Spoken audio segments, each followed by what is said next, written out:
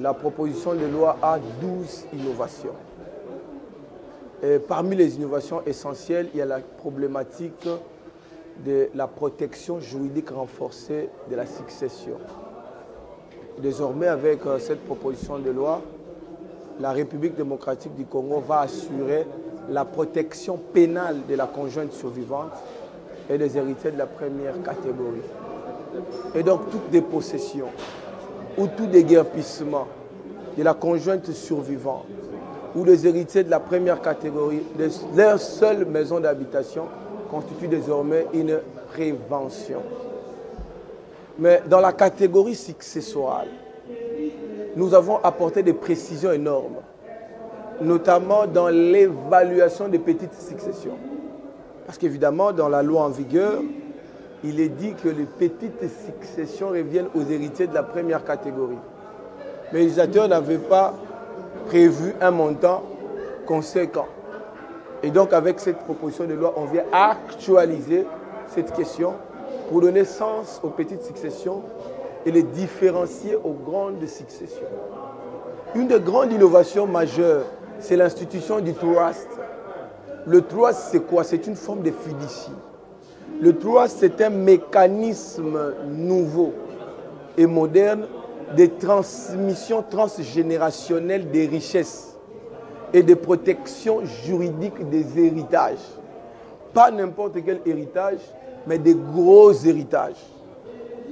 Vous le savez autant que moi, que depuis la nuit des temps, les gros héritages ne résistent pas à l'usure du temps en République démocratique du Congo. Généralement, après la mort du Découyous, c'est la dilapidation des biens et des avoirs.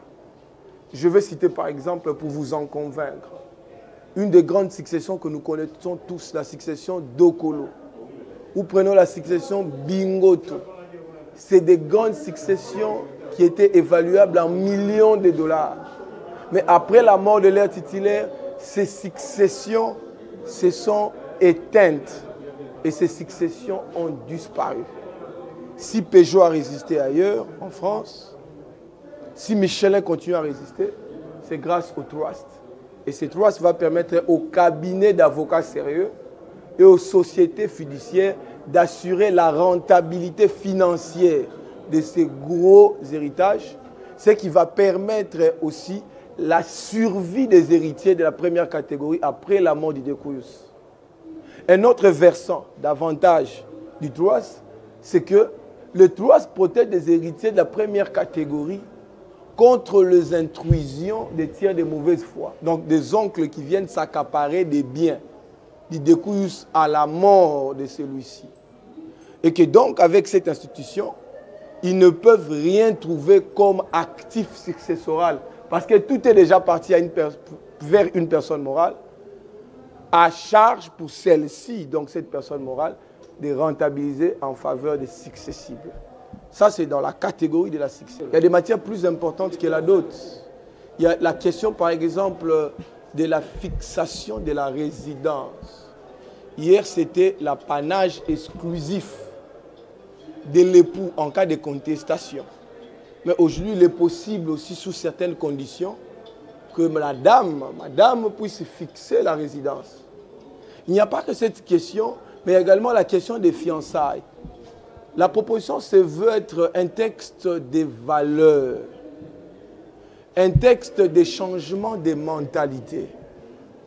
Nous sommes un État jeune, évidemment parce que nous datons que d'il y a quelques années. Nous sommes nés en 1960 comme étant indépendants. Mais nous n'avons jamais réussi à asseoir des valeurs convergentes. Pourquoi j'encadre les fiançailles? Parce qu'il y a trop d'abus. Il y a ce qu'on appelle le phénomène du goûtage. Il y a des jeunes qui vont vers les jeunes garçons, qui vont vers les jeunes demoiselles pour s'aventurer. 3 ans, 4 ans, 5 ans, 15 ans, et finalement disparaissent, vont se marier ailleurs. C'est comme ça que j'ai proposé, comme au Congo-Brazzaville, d'instaurer une période probatoire de pré-mariage qu'on appelle les fiançailles. les fiançailles ne sont plus simplement une simple promesse, mais c'est un engagement solennel qui précède les mariages avec une durée déterminée. C'est une convention entre parties. Et cette convention précède la célébration du mariage. Tout ceci pour empêcher et limiter le nombre des abus. S'agissant de la question dotale, cette question, elle est passée. Désormais, en République démocratique du Congo, chaque coutume est censée maintenir ses listes dotales, conformément à la coutume. Il est désormais proscrit, si cette loi est promulguée, qu'une famille vienne à ajouter des éléments ou des objets qui ne sont pas prévus dans la coutume. Donc, les téléphones iPhone Pro Max, qui sont parfois demandés méchamment, des ordinateurs, des motos, des télévisions plasma, et que sais-je encore, seront désormais tous ces effets proscrits. Et s'agissant de l'enveloppe, je ne veux plus parler du montant, parlons de l'enveloppe qui accompagne les effets d'auto. Cette enveloppe, en vertu de l'article 12 de la Constitution du février 2006, qui prescrit l'égalité de tous les citoyens devant la loi, désormais, on ne dépasse pas le montant de 1 million de francs congolais, ou à la limite, le montant qui avait été défini en ce moment, au moment du dépôt, 500 $ américains. Mais il est prévu à côté ce que nous appelons la clause de convention numéraire. Suivez-moi très bien. Cette clause-là permet aux futurs époux d'y déroger. C'est-à-dire qu'ils peuvent aller au-delà de 500 $, miser sur 10 000, 100 000, même 1 million de dollars en termes de dot. Mais ce qui est interdit, c'est que la belle famille ne peut pas imposer unilatéralement un montant qui dépasse les seuils de 500 $ sous peine de restitution du surplus.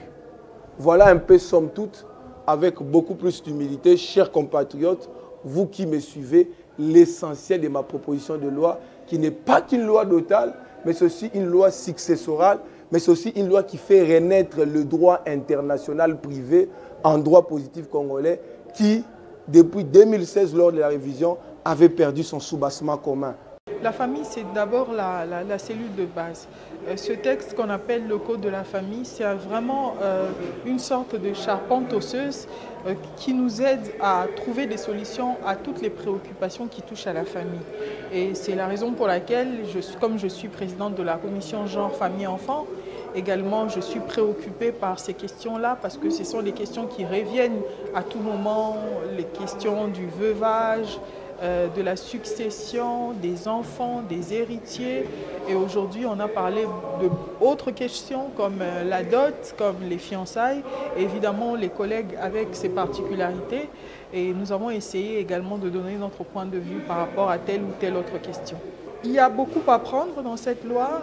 C'est la raison pour laquelle on a demandé que ça soit envoyé en commission pour que ça puisse être examiné froidement et apporter élaguer certaines choses et remplacer également certaines dispositions. Mais moi particulièrement, je suis d'abord contre le prix fixé de la dot dans la loi qui était d'ailleurs de 1 million de francs congolais, équivalent de 500 $. Et aujourd'hui, nous sommes bien d'accord que 500 $ ne vaut plus 1 million de francs congolais, donc la valeur de la dot déprécie également. Et si on n'y prend pas garde, on arrivera à un moment où peut-être 1 million de francs congolais, ça ne va plus correspondre à 500 $ ou peut-être ça sera 200 $. Donc ça n'a pas de raison d'être. D'abord, c'est inconstitutionnel parce que c'est un pouvoir qui a été donné à la Constitution aux assemblées provinciales, à l'autorité coutumière de réfléchir autour de la dot. Ce sont les assemblées provinciales, par des décisions, des édits, essayent d'encadrer ce domaine-là. Ça ne revient pas à l'Assemblée nationale. Et deuxième chose, là j'ai dit sur le plan de la science bien sûr, mais sur le plan du bon sens, la femme n'a pas de prix. La femme a une valeur et chacun donne sa valeur à sa femme en rapport avec ses moyens. S'il y a un homme qui dit « moi je vais épouser ma femme avec 10 $», avec 10 francs, ok. S'il y a un autre homme qui dit, moi j'aime tellement ma femme et j'ai les moyens de débourser 100 000 $, on dit ok. Mais on ne peut pas se réveiller un jour et dire que voilà, voici le montant de la dot. Et même la dot sous d'autres cieux, ce sont les hommes qui donnent la dot. Et en Afrique, chez nous, ce sont les hommes. Mais lorsque vous allez par exemple en Inde, c'est la famille de la femme qui verse la dot. Donc c'est compliqué. Et deuxièmement, c'est la question de fiançailles également. Le collègue propose qu'à partir du moment où il y a fiançailles, les deux fiancés se présentent devant l'officier de l'état civil, contractent devant l'officier de l'état civil. C'est pour ça que je lui ai dit, en ce moment-là, ce n'est plus un fiançailles, ce ne sont plus des fiançailles, ça devient ce qu'on appelle le PACS, pacte civil de solidarité. Ça, c'est un moyen qui avait été trouvé par les Européens. Pour ceux qui ne veulent pas se marier, c'est un peu un plan B de venir devant l'officier de l'état civil et de sceller leur union. Ce ne sont pas des fiançailles. Les fiançailles, ça reste une promesse faite à l'autre qui peut aboutir ou pas pour des raisons que l'on ignore. Et là, c'est le droit naturel, c'est le droit privé. On ne peut pas légiférer dans ce domaine-là. En tout cas, ça doit être élagué.